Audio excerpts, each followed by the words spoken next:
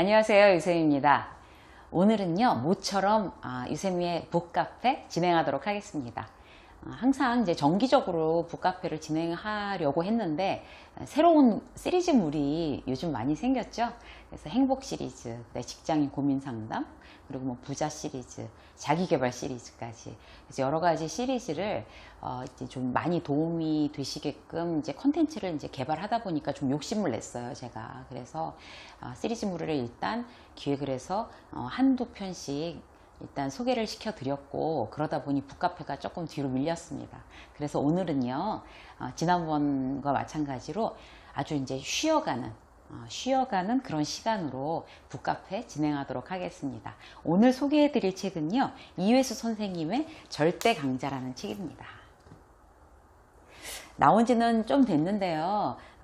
이제 왜 책을 책꽂이에 꽂아놓고 한 번도 다시 안 꺼내보는 책이 있는가 하면 이렇게 자주자주 꺼내서 아무 페이지나 펼쳐서 이렇게 막 읽어보고 싶은 그런 책들이 있잖아요. 근데 대표적으로 그러니까 이렇게 책꽂이를 이렇게 탁 쳐다보고 있을 때 이렇게 중간중간 한 번씩 꺼내서 아무 페이지라도 이렇게 막 펼쳐서 서서 선체로 이렇게 몇 페이지 보고 그런 용도로 정말 이렇게 자주자주 이렇게 쳐다보는 그런 책이거든요. 굉장히 그 해악이 넘치면서도 위트가 있고 감동이 있고 그런 아주 이렇게 짤막짤막한 글들이라서 이제 오늘 하루쯤 함께 오늘 하루 좀 쉬어가자 이런 느낌으로 소개해드리기에 딱 좋은 책인 것 같아요. 좋은 내용들이 많습니다. 읽어드릴게요.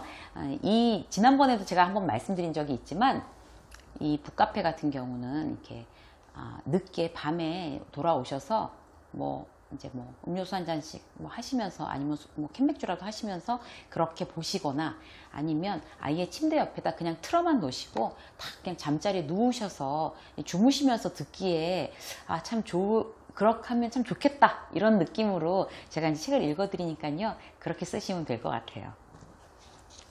첫 번째 읽어드릴 부분은요, 하나님의 사전에는 공짜가 없다 라는 제목입니다. 지금 고통받고 계십니까? 하나님께서 그대에게 아주 큰 능력이나 기쁨을 드리기 위해 그대를 담금질하고 계시는 것입니다. 제가 실전을 통해 확인한 바에 의하면 하나님의 사전에는 공짜라는 단어가 없습니다. 주저앉으면 말짱 꽝이고 견디면 정말 대박입니다. 이런 문장이 있어서 맨 처음에 읽어드렸어요. 공감하시나요? 저는 공감해요. 제 사례를 하나 말씀을 드리면 굉장히 이제 힘들었던 적이 왜 사람이 살다 보면 이제 오잖아요. 그런데 저는 이제 가장 몇 년 전에 어떤 일이 있었나 하면 이제 퇴직하고 그리고 나서 그 집안에 이제 문제가 된 거를 많이 한 1년 동안 이렇게 상황을 회복시켜 놓고 그러고 나서 다시 일을 해야 되겠다라고 생각을 했을 때 마침 딱 일을 이렇게 프로포즈 해오는 회사가 있었어요. 근데 그 회사의 일이 사실 그렇게 마음에 드는 건 아니었어요. 왜냐하면 제가 이렇게 좋아하는 그런 분야가 아니기 때문에. 그런데 어떤 그 선택의 여지가 별로 없더라고요. 그때 당시만 해도. 그래서 가서 이제 그 일을 하겠다고, 그 회사에서 이제 일을 하고 싶다고 어떻게 이렇게 서로 막 그쪽 대표님과 이렇게 면접 보고 얘기하고 다 얘기가 돼서 그렇게 됐는데 굉장히 그 예기치 않은 상황 때문에 이제 캔슬이 된 거예요. 그래서 그때 굉장히 많이 마음을 다졌었죠. 막 자존심이 상했었어요. 그러니까 도대체 저 회사는 내가 정말 그때만 해도 굉장히 교만하게 어떤 생각을 했나 하면 이 회사 정도를 내가 정말 봐줘서 오려고 하던데 지금 생각하면 정말 부끄럽지만 왜 그런 마음이 들 수 있잖아요. 그랬는데 이렇게 막 도중에 깨져? 그러니까 막 자존심 상하고 그러면 이제 난 어떻게 해야 되나? 막 이렇게 막 막연하고 이런 생각을 잠깐 했었어요. 근데 그게 이제 저한테는 굉장히 이제 시련이었던 것 같아요. 되돌아서 생각해 보면. 그런데 그런 상황을 이렇게 이겨놓고 나니까 결국에 그럼 내가 좋아하는 일을 하자. 이렇게 이제 방향이 어차피 그 일은 내가 하고 싶지 않았지만 그냥 일을 해야 된다는 의무감으로 하려고 했던 거고. 그래서 내가 좋아하는 일을 하자. 그래서 글을 쓰고 이제 책을 펴내고 그다음에 내가 좋아하는 뭐 강연을 하고 어쨌든 좋아하는 일을 하게 된 거예요. 그러다 보니까 일이 또 잘 풀리고, 그래서 저는 이 대목을 읽으면서 이제 그런 저의 어떤 그런 프로세스가 생각이 났어요. 마찬가지실 거예요. 지금 이 방송을 보시는 시청자분들도 어떤 그런 어려운 일이 이렇게 지금 있다고 하면, 이 일이 나에게 일어나는 게 분명히 이유가 있을 텐데 이거를 어떻게든지 딛고 일어나서 더 좋은 어떤 에너지로 그렇게 써야지 라고 결심하시고, 이렇게 이제 어려운 일이 있었으니 여기서 다시 힘을 내면 좋은 일이 생길 거야 라고 하면 반드시 그렇게 됩니다. 정말로요. 여기서 그 이해 선생님 얘기한 것처럼 주저앉으면 말짱 꽝이고, 거기서 이제 힘들다고 난 안 돼 포기했어 라고 하면 그걸로 게임 끝, 게임 오버 이렇게 되는 거고요. 거기서 다시 딛고 점프해서 일어나야지만 대박이 납니다. 그래서 지금 혹시나 힘든 분들 계시면 꼭 다시 힘을 내서 다시 일어나셔서, 그런 지금 여기 이해 선생님 얘기하신 것처럼 하나님이 그대를 당금질하고 계시는 것입니다 라는 말을 믿으시고요. 그 공짜가 이 세상엔 없다. 그래서 그거를 일단 그 실패나 아픔을 미천으로 다시 일어나는 그런 분들이 되시기를 응원하겠습니다.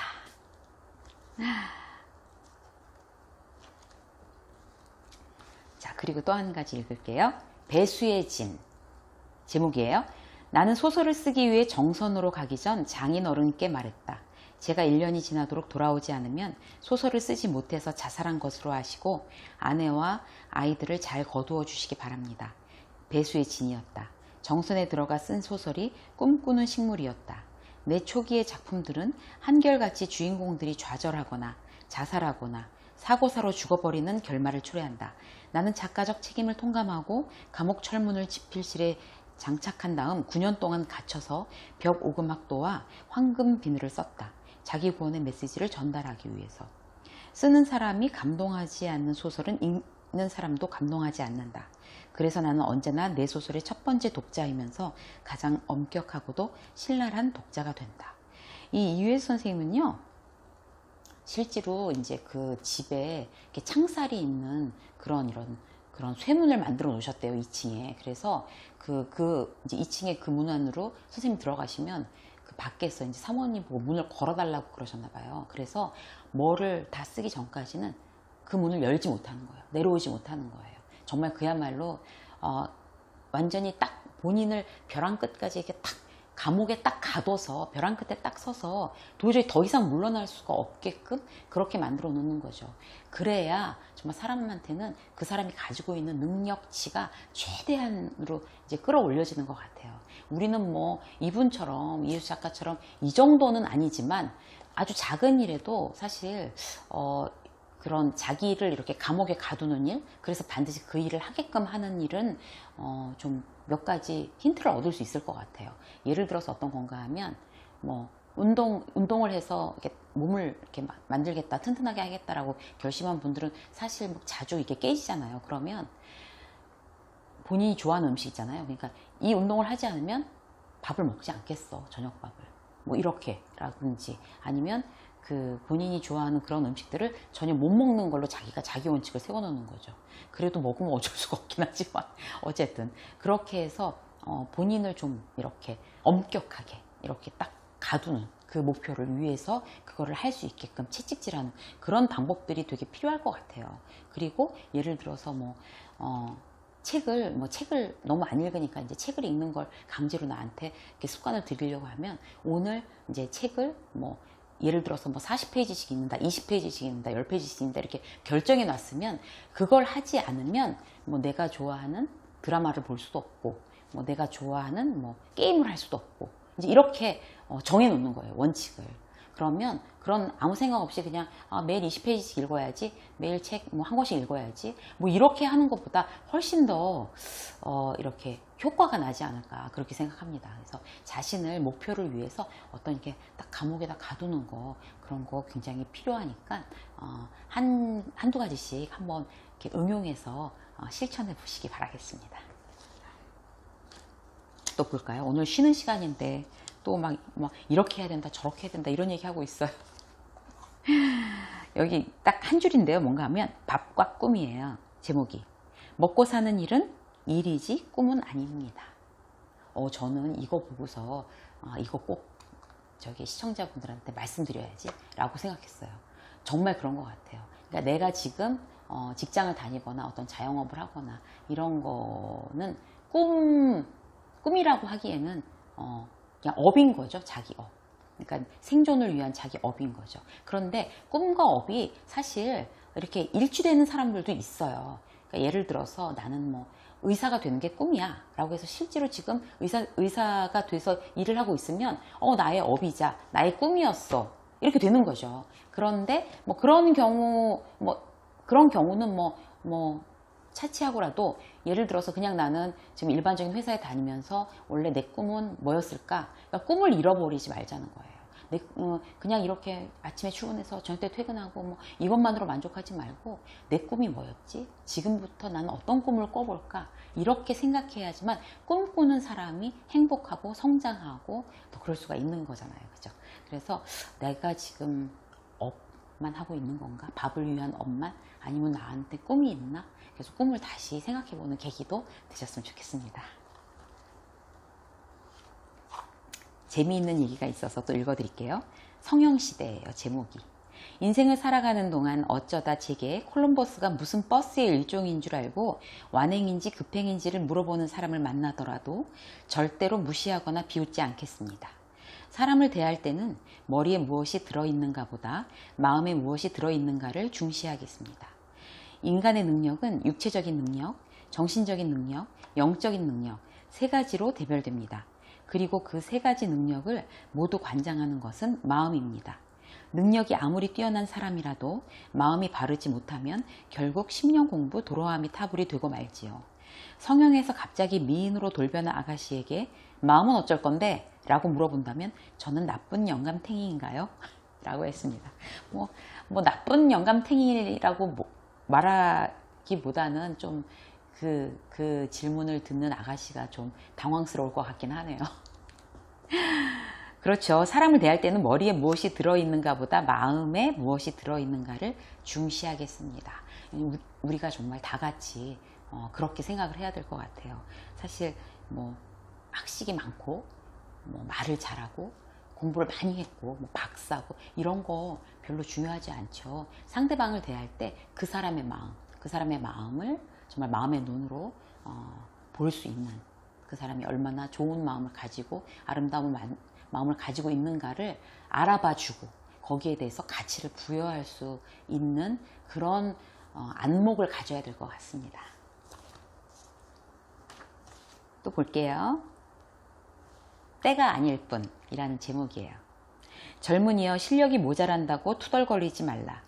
아주 어릴 때부터 연마하지 않았다면 젊었을 때는 누구나 실력이 모자라기 마련이다. 그러나 앞으로 10년 후에 똑같이 투덜거린다면 특별한 사연이 없는 한 그대는 몇 대 얻어 터져도 할 말이 없어야 한다. 젊은이여 불안해하지 말라. 어차피 모든 인간의 미래는 불투명한 법이다. 다만 그대의 노력에 따라 후회할 일들이 그만큼 줄어든다는 사실만은 분명하다. 젊은이여 그대가 평생을 막장으로 살 거라는 생각은 하지 마시라. 세상의 그 어떤 길도 오르막만 있는 경우는 존재하지 않는다. 인생도 마찬가지다. 언젠가는 그대에게도 평탄한 길이 펼쳐질 것이다. 지금은 단지 때가 아닐 뿐. 이게 과연 젊은이들한테만 해당되는 얘기일까요? 그렇지 않은 것 같아요. 평생을 살면서 마음에 이렇게 한 번씩 떠올려 봐야 할 얘기가 아닌가 생각돼서 소개해 드렸습니다. 나이를 먹어도 실력이 모자라서 안타깝죠. 그래서 그렇게 모자란다고 투덜거리는 건 아니고 이렇게 나의 그 부족한 면에 대해서 이렇게 안타까워하면서 계속 그걸 보완하고 더 이렇게 성장하기 위해서 평생 노력하는 거, 그런 게 되게 중요한 것 같아요. 그리고 이 얘기는 되게 맞는 것 같아요. 미래가 불투명해서 불안해하는 건 젊은이들 뿐만 아니라 뭐 지금 뭐 40대도 그렇고 50대도 그렇고 다 그 나이별로 불안한 미래는, 불투명한 미래는 항상 있게 마련인 것 같아요. 노후를 걱정하든지 아니면 뭐 자녀들을 나이 드신 분들은 뭐 자녀들을 어떻게 뭐 이렇게 결혼시켜야 되고 뭐 자녀들의 미래까지 그 부모님들이 막 걱정하느라고 나이 드신 분들은 더욱더 걱정이 많아지는 거 아닌가요? 그런 것 같아요. 그래서 문제는 뭔가 하면 그 불투명하고 불안하지만 거기에 대해서 그만큼 노력을 해야 나중에 후회를 덜한다. 이 말은 어느 세대를 불문하고 맞는 이야기인 것 같습니다. 그리고 평탄한 길만 있는 게 인생이 아니라는 건 사실 말로 들어서 누구나 머리로는 아는데, 사실 내가 오르막을 막 올라갈 때, 힘들 때, 막 그래도 정상에 올라가면 그런 기쁨이라도 있는데, 막 정상에 있다가 막 굴러 떨어질 때, 막 내리막으로 막 이제 본인의 의지와는 관계없이 막 뭐 굴러 떨어질 때도 되게 힘들고 막 이러죠. 그러니까 우리 사실 뭐 TV나 그런 데서 그 셀럽들의 어떤 그런 막 추락하는 거, 막 금방 다 스타였다가 막 추락하는 거, 이런 거 많이 보잖아요. 그런 거 되게 안타까우면서도 누구나 정상에 있을 순 없구나, 누구나 평탄할 순 없구나. 그러니까 사람의 인생이란 그 사람이 뭐 스타든 아니면 뭐 정치인이든 아니면 뭐 우리처럼 이제 평범한 서민이든 간에 어쨌든 오르막도 있고 내리막도 있고 정상에 서보는 적도 있고 굴러 떨어질 때도 있고, 아니면 아주 막 노래 휘파람 불면서 걸어갈 수 있을 만한, 주변 풍경도 보면서 걸어갈 수 있을 만한 그런 평탄한 길을 걷는 그런 순간도 반드시 공평하게 오기 마련인 것 같습니다. 지금 힘들다고 해도 언젠가는 평탄한 길이 올 테니 기대하십시오.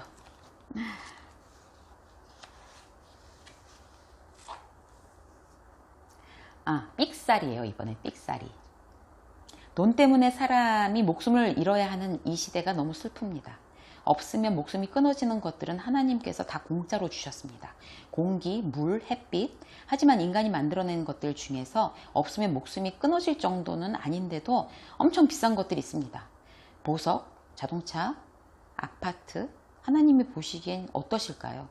그런 데다가 막 엄청 돈을 많이 들여가지고 막 있으면 행복하고 없으면 괴롭고 막 질투하고 시기하고 이런 거 보면 정말 신께서 정말 어이없어 하시겠네요. 그죠? 인생도 당구와 같아서 아무리 구력이 오래된 사람이라도 아주 사소한 실수 때문에 가끔씩 삑사리가 나곤 합니다. 어떤 경기에서 패배하더라도 알아놓을 정도로 상처받지는 마세요. 하나님은 언제나 그대의 편. 이겼더라면 더 나쁜 일이 생겼을지도 모릅니다. 이 얘기는 굉장히 위로가 되는 것 같아요.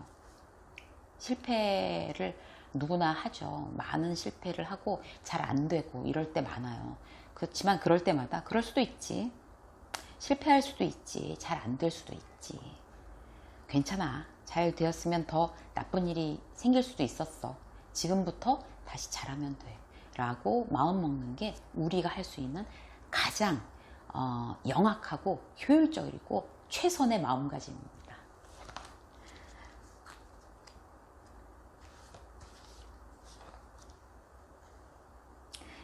자, 한 가지 더 읽을게요. 어떤 일을 언제나 내 편이라는 말이에요. 어떤 일을 도모했는데 실패하고 말았을 때 성공했으면 그대에게 큰 재앙이 되기 때문에 그런 결과가 초래되었다고 생각하십시오. 아까 말씀드린 거랑 비슷하죠? 하나님은 기독교인들의 전유물이 아닙니다. 하나님이 그대를 보살피고 있다는 믿음, 그것보다 큰 백은 우주 어디에도 존재하지 않습니다.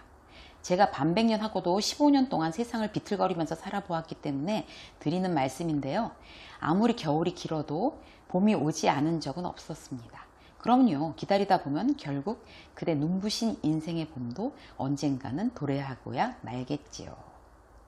열등의 고치 속에 갇혀있는 번데기는 하늘을 날아다닐 수 있는 미래가 자신을 기다리고 있다는 사실을 모릅니다. 오로지 버티기만이 그 사실을 깨닫게 만들어줍니다. 지금 어떤 계절이세요? 어떤 계절을 보내고 계십니까? 인생의 계절에도 봄, 여름, 가을, 겨울이 다 있기 마련입니다. 이제 겨울 엄청나게 힘들고 시련이 있는 그런 겨울이 지나면 반드시 인생에 봄은 옵니다. 네. 이런 얘기도 되게 위로가 되는 것 같아요. 그 번데기가 그 꽃이 안에 갇혀 있을 때 자기가 하늘을 나는 나비가 될 줄 절대 상상할 수 없잖아요. 나비가 돼서 하늘을 나는, 지금 힘드시다면, 그리고 지금 뭔가를 열심히 하셔야만 하는 상황이라면 하늘을 나는 나비가 곧 될 거라는 걸 상상하시고 기대하시기 바라겠습니다. 행복이 오기를 기다리는 사람보다 행복을 직접 만드는 방법을 익히는 사람이 행복을 끌어안을 가능성이 훨씬 높은 사람입니다. 우리 행복 시리즈에서 제가 막 말씀드린 내용인데, 행복은 지금 바로 여기서, 지금 바로 여기서 행복을 찾지 않으면 내일, 오늘 불행하고 내일 행복할 거야, 그런 행복은 오지 않는다고 해요. 여기도 그런 맥락인 것 같아요. 행복을 직접 만드는 방법, 그게 바로 지금 여기서 내가 누릴 수 있는 행복을 누리는 겁니다. 네. 이런 사람은 대개 애인이 없다. 평소에는 연락 한 번 없다가 아쉬운 일이 있을 때만 아는 척을 하는 사람들이 있습니다.